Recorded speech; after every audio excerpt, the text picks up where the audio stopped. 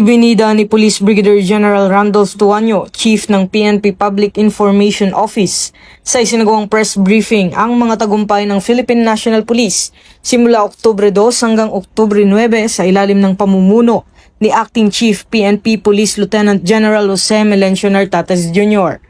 Ayon kay Police Brigadier General Tuanyo, sa kampanya laban sa most wanted persons, umabot sa 1,232 na individual ang naaresto sa loob lamang ng isang linggo. Sa kampanya laban sa illegal na droga, nakapagsagawa ang PNP ng 924 operations na nagresulta sa pagkakaaresto ng 1,060 na sospek at pagkakasamsam ng mahigit 24 milyong halaga ng ipinagbabawal na gamot.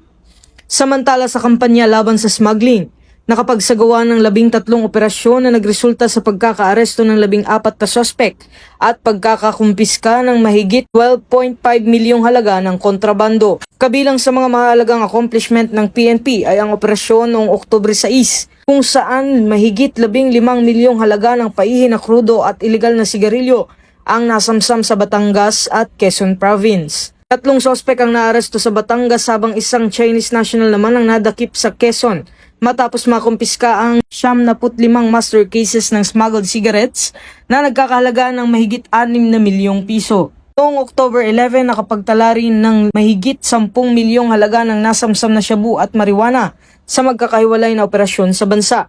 Sa Bohol, isang high-value individual ang naaresto sa Barangay Sentro, Tubigon na nagresulta sa pagkakarecover ng 1,000 gramo ng shabu na nagkakahalaga ng 6.8 milyon. Sa Puerto Princesa, 430 gramo ng shabu na nagkakahalaga ng 2.27 milyon ang na-recover sa baybayin ng Barangay Bagong Bayan. Sa Benguet naman, pinuksan ng PNP at PIDEA Cordillera ang 5,680 marijuana plants na nagkakahalaga ng mahigit 1 milyong piso sa Barangay Takadang, Kibungan, Benguet.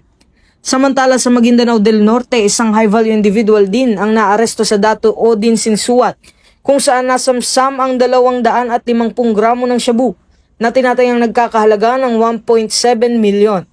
Tinitiyak naman ni Police Brigadier General Tuanyo na patuloy ang PNP sa pagsasagawa ng maigting na operasyon laban sa kriminalidad at iligal na droga bilang bahagi ng advokasya nitong serbisyong mabilis, tapat at nararamdaman tungo sa isang bagong PNP para sa bagong Pilipinas.